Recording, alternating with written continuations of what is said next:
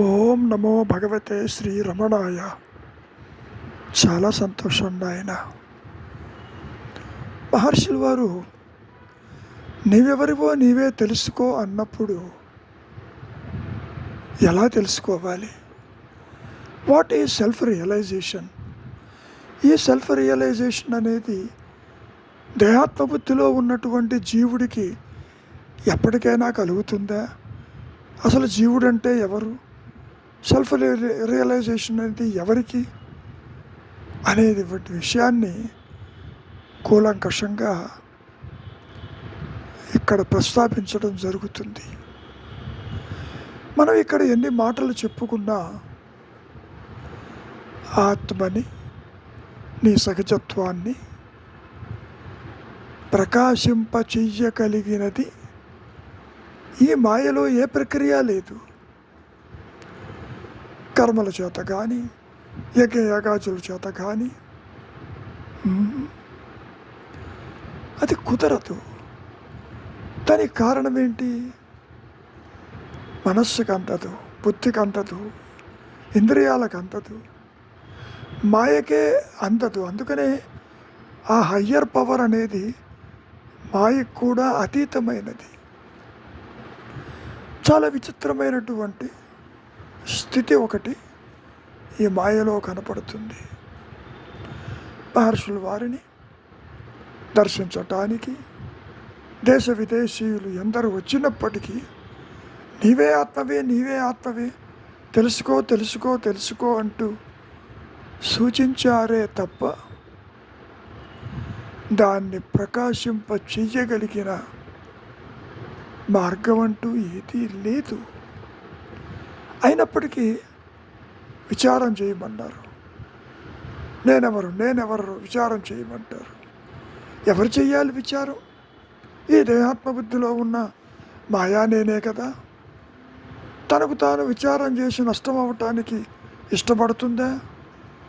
అది ఒక పెద్ద సమస్య.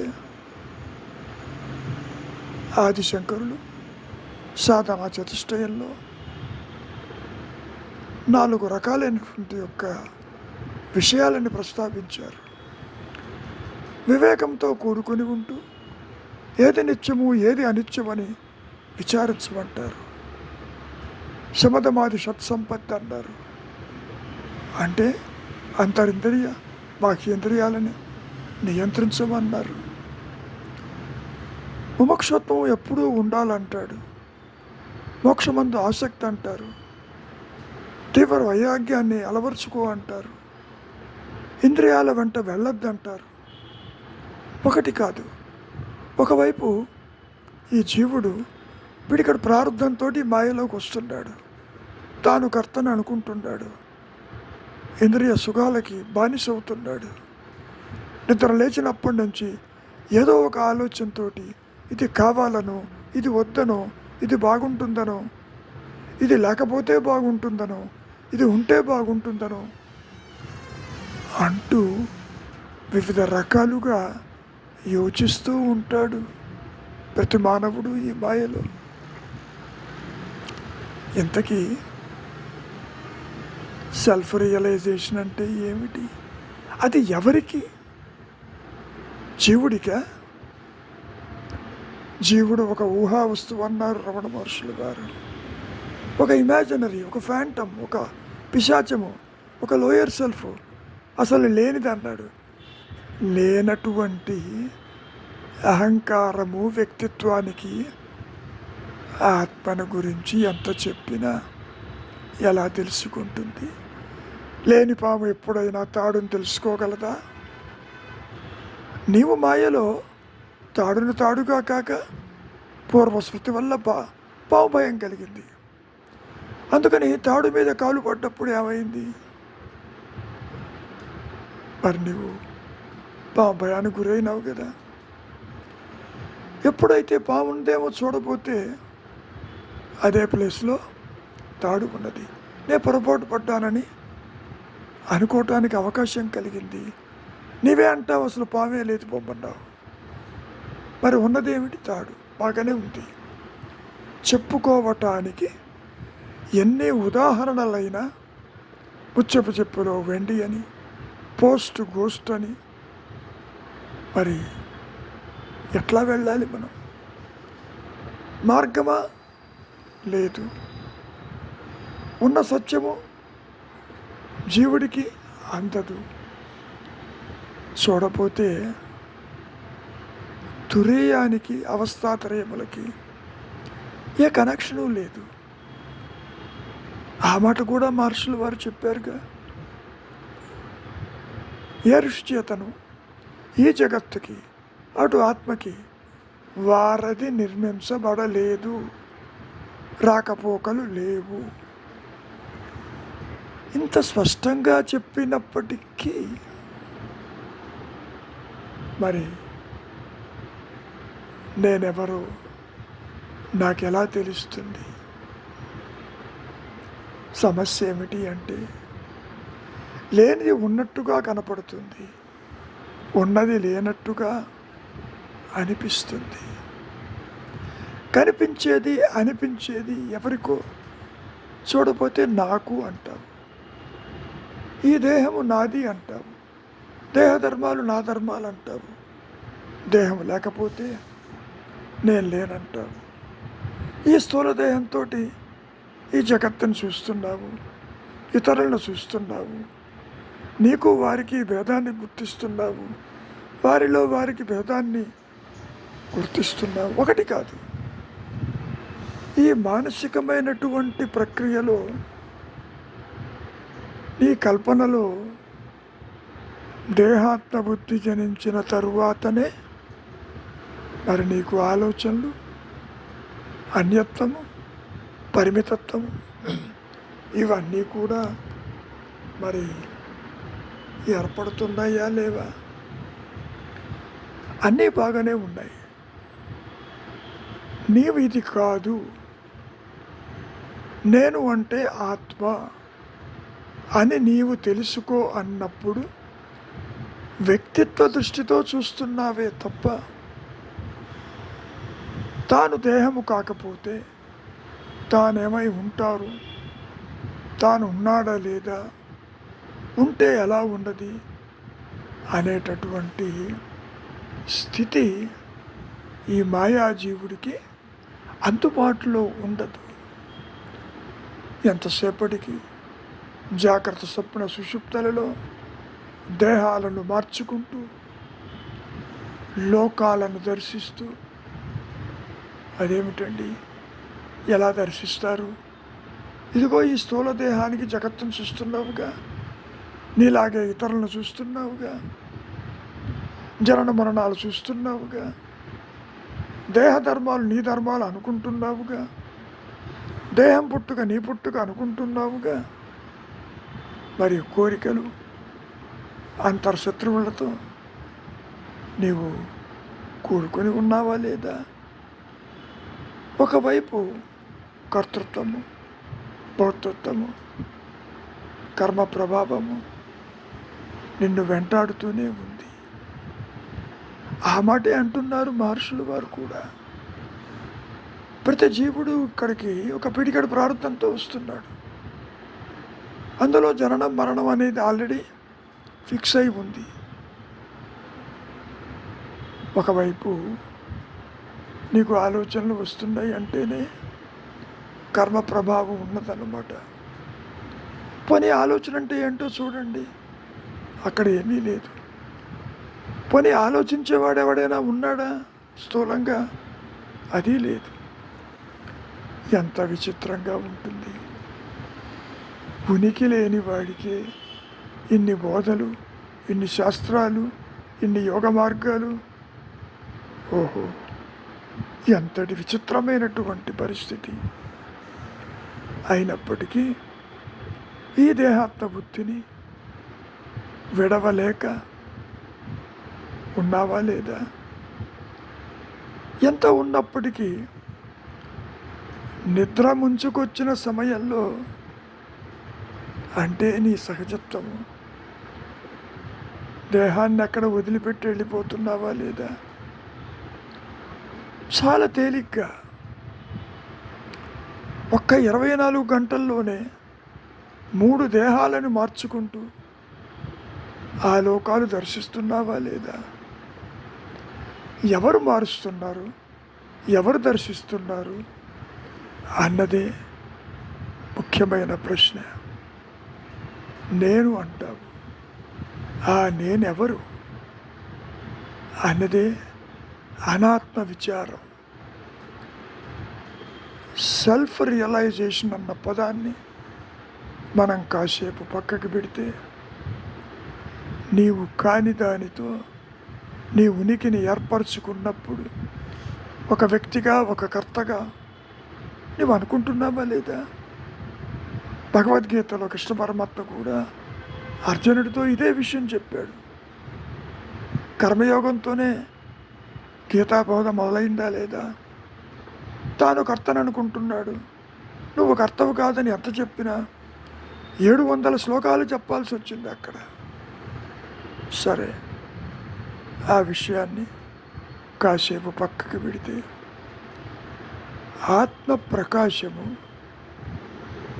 జీవుడికే, ఆత్మకే.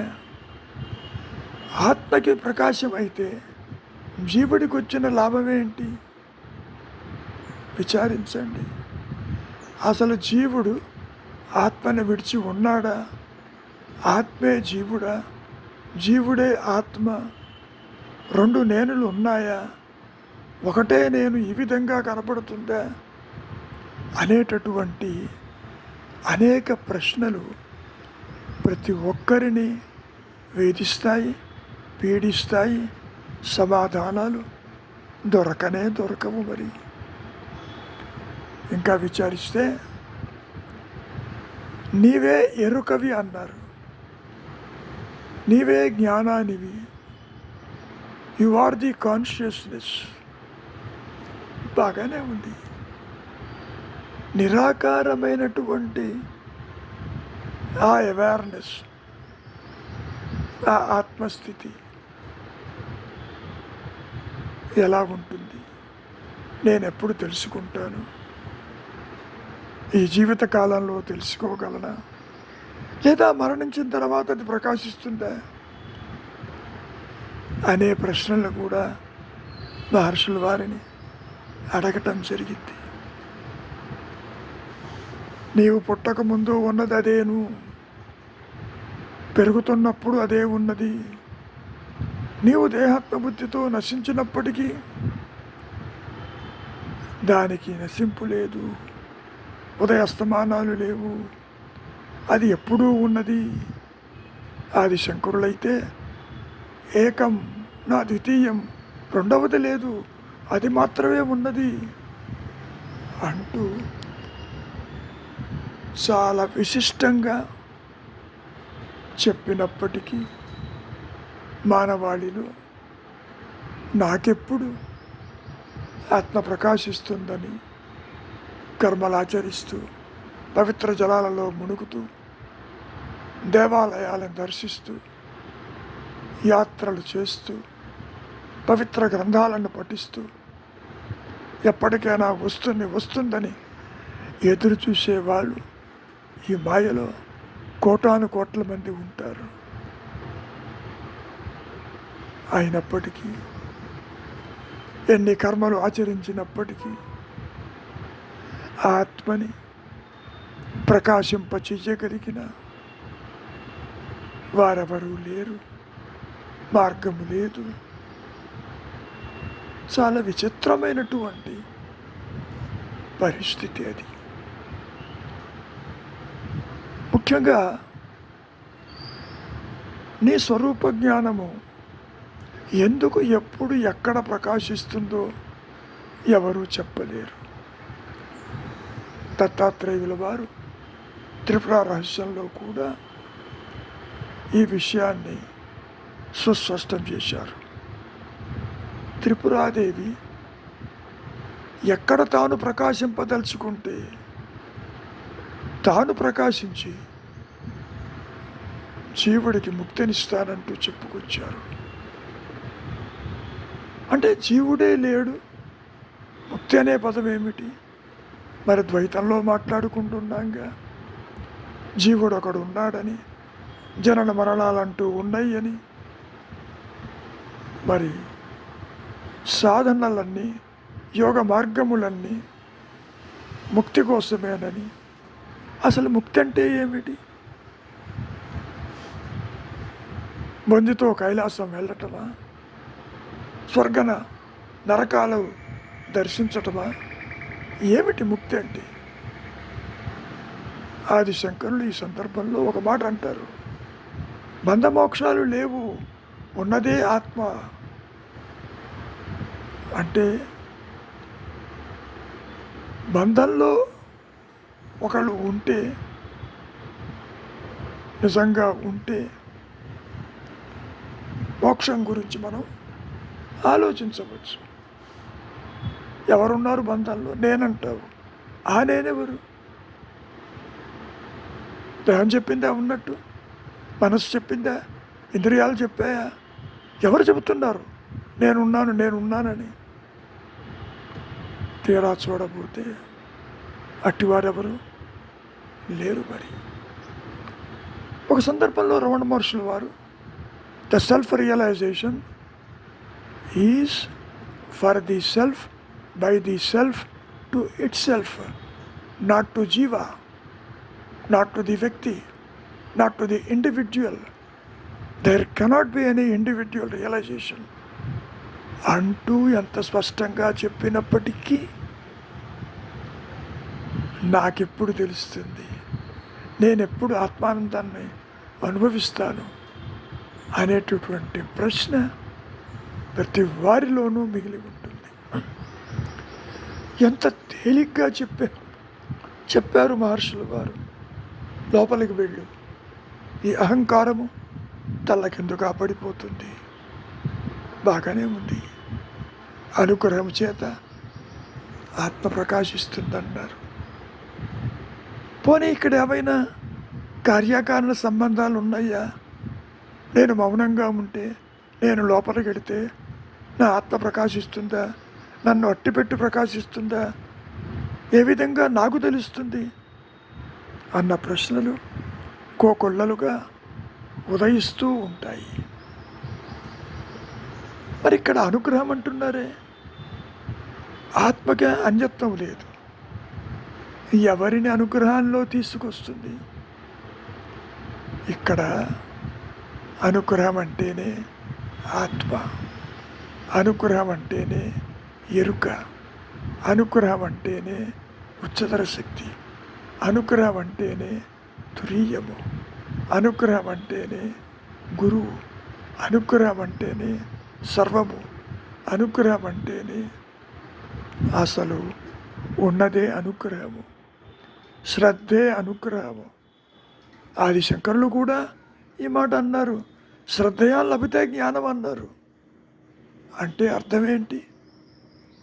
శ్రద్ధ వల్ల నీకు స్వరూప జ్ఞానము కలుగుతుందనేగా.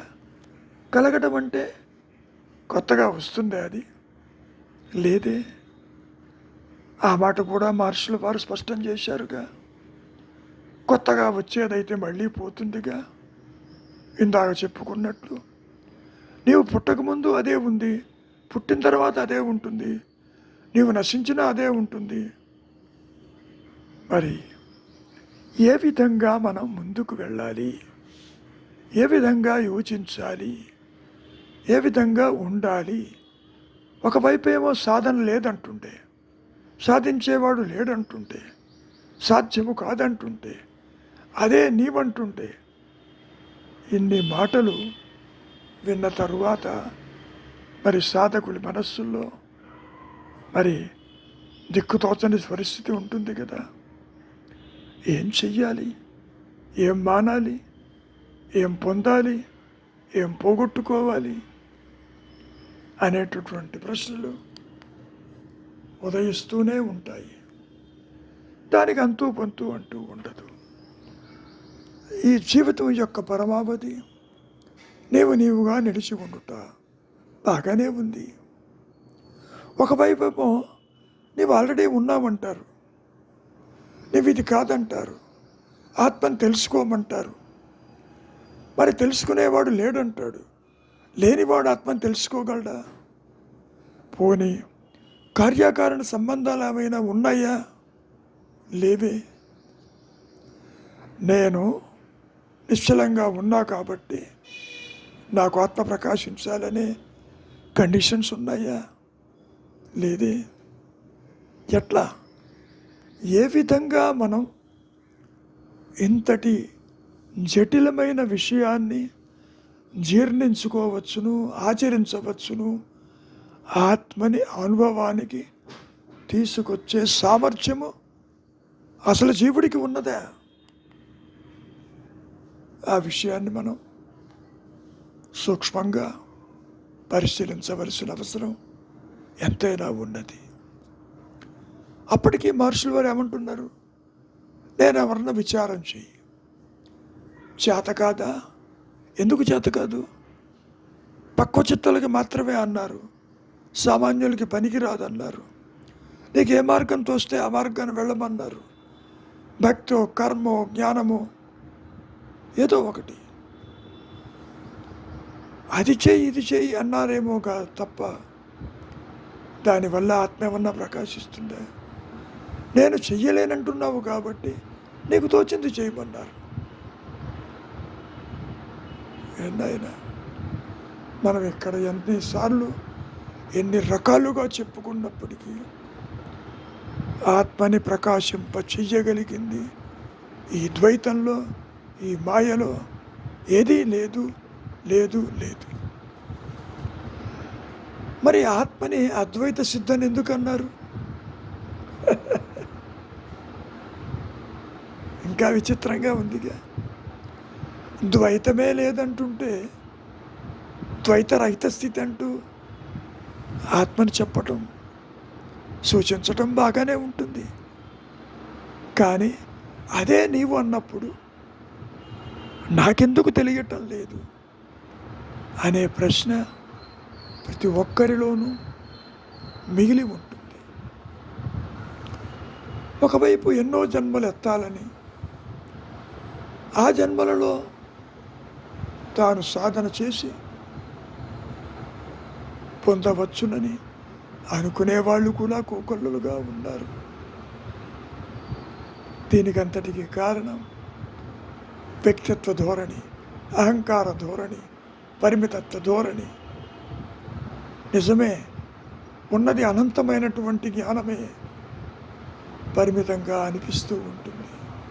పోనీ ఏమన్నా దూరం ఉన్నదే అనంతత్వానికి, పరిమితత్వానికి? అంటే ఈ రెండు భావనలే కూర్చున్నాయి. అహంస్మరణ భావన కాదు సుమా, అది జ్ఞానవృత్తి చేత నేను ఉన్నానన్న ఎరుకతో అనంతంగా ఏ సెంటర్ వితౌట్ ఎనీ సర్కంఫరెన్స్ అది ప్రకాశిస్తున్న సంగతి ఈ మాయలో ఎవరికీ తెలియదు. అది తెలియబడదు, తెలుసుకునేది కాదు. పోనీ అట్లా అని రెండు నేనులెవైనా ఉన్నాయా? అహంకారపు నేను, ఆత్మ నేను అంటూ ఒకటి తెలుసుకునేది, రెండవది తెలియబడేదంటూ ఉంటుందా? అంటే అది కాదన్నారు. మరి ఈ విధంగా వెళ్ళాలి. పోనీ మహర్షులు వారు సత్యం ప్రకాశమైందని, జ్ఞాని అని అనుకుంటున్నారుగా, వారేమైనా మనకు అందిస్తారా? అంటే వారు సుస్పష్టం చేశారుగా, గురువు అందించడు, ఇతరుల నుంచి రాదు, ఆకాశం నుంచి ఊడిపడదు, పవిత్ర గ్రంథాల్లో ఉండదని అక్కడ కూడా అష్టదిగ్బంధన చేశారుగా. మరి ఎవరిని నమ్ముకోవాలి? ఏ విధంగా ఈ అహంకారాన్ని పోగొట్టుకోవాలి?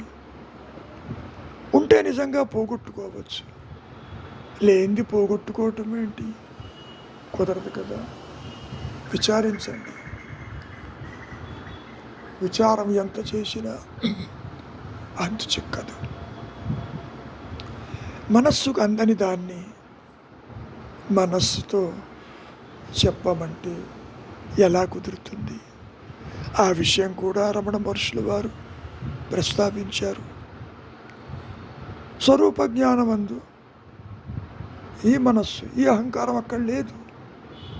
దానికి ఆ విషయం తెలియదన్నారు. మరి ఇప్పుడు మీరు బయటికి వచ్చి ఆ విషయం ఎలా చెబుతున్నారని అడిగినప్పుడు ఆ విషయం ఎక్కడ చెబుతున్నారు? నీవేది కాదో చెప్పారు. నువ్వు దేహం కాదు, మనస్సు కాదు, బుద్ధి కాదు, ఇంద్రియాలు కాదు, ఇది కాదు, అది కాదు అన్నారే తప్ప వేదములు, ఉపనిషత్తులు ఏం చెబుతున్నాయి? తత్వవశి వాక్యం చెబుతున్నాయిగా, శృతి వాక్యములు అవే చెబుతున్నాయిగా. అంటే అర్థమేమిటి? తత్ ఏదైతే ఉన్నదో అది నీవు ఇది కాదని చెప్పటం అంతవరకు. కానీ దానిని ప్రకాశింపచేయగలిగిన సామర్థ్యం ఎవరికి ఉన్నది? ముందు దానికి అన్యంగా ఉండాలిగా ఒకటి. ఆత్మక అన్యత్వం లేదు.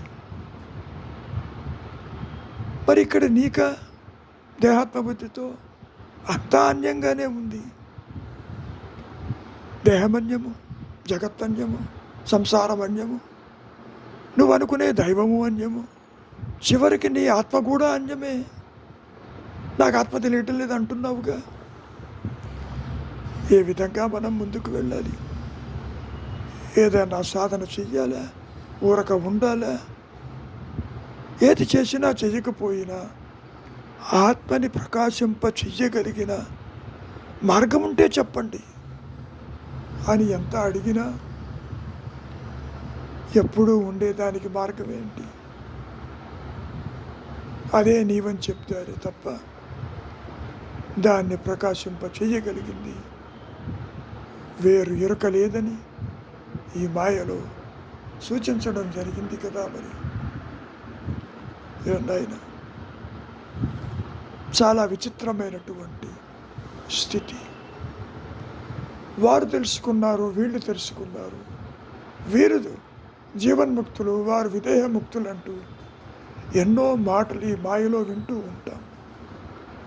వాటన్నిటినీ మహర్షులు వారు కొట్టిపారేసి అవన్నీ అజ్ఞానజనితమైనవి, ఉన్నది జ్ఞానము, లేనిది సృష్టి. నేను అదే మాట అంటాను. ఎందుకని? స్వరూప జ్ఞానం బోధించేది కాదు, అందించేది కాదు, కనీసం సూచించేది కూడా కాదు. కారణం ఈ మనస్సుకి, ఈ ఇంద్రియాలకి, ఈ వ్యక్తిత్వానికి, ఈ అవస్థలకి, ఈ ద్వైతానికి, ఈ ఆలోచనలకి అందనటువంటి విషయాన్ని ఏ విధంగా సూచించగలము? అసలు సూచాయిగా చెప్పటం కూడా సరికాదేమో అని చాలాసార్లు అనిపిస్తూ ఉంటుంది. మనం ఇక్కడ ఎన్ని రకాలుగా చెప్పుకున్నా మహర్షుల వారు ఇంకా సుస్పష్టం చేస్తున్నారు. అందుకోవలసిన గమ్యం ఒకటే, అది శాశ్వతం కాదు. అదేమిటి? అందుకోవలసిన గమ్యం ఒకటి ఉంటే ఉండాలిగా ఒకటి, అది శాశ్వతం కాదు. ఇక్కడ ఈ గమ్యం ఉన్నది మునిపే ఉండి ఉండవలే. అహంకారంతో దాన్ని చేరాలని చూస్తావు, కానీ అది అహంకారానికి పూర్వమే ఉంది కదా. ఇక్కడ లక్ష్యం మన పుట్టుక అంటే అహంకారం పుట్టక పూర్వం మరి ఉన్నది కదా ఆ లక్ష్యం. మనం ఉన్నాము గనక అహంకారం ఉన్నట్టు తోస్తుంది సుమా. బాగా విచారించండి, ఎందుకు జరిగింది ఇట్లా? ఈ వ్యక్తిత్వాన్ని, ఈ పరిమితత్వాన్ని, ఈ అహంకారాన్ని నీవు నిజంగా ఆత్మగా భావిస్తే మనము అహంకారమే అవుతాం. మనస్సు అనుకుంటే మనస్సే అవుతుంది, దేహం అంటే దేహమే అవుతాం. ఇన్ని విధాల మరి అరలను ఎవరు నిర్మిస్తున్నారు? నీ ఆలోచనలే కదా. నీటిపై నీడ కదలాడుతుంది, దాన్ని కదలనీయక ఎవరైనా ఆపగలరా? అది నిశ్చలమైతే నీవు చూచేది నీరు కాదు, వెలుగు. మరి అందువల్ల అహంకారాన్ని, దాని వృత్తులను గమనించక దాని వెనక ఉన్నటువంటి వెలుగుని, దీప్తినే చూడు. ఇక్కడ నేను భావనే అహంకారము. మరి యథార్థమైన నేను, అహంస్మరణ నేను, మరి సత్యమే కదా.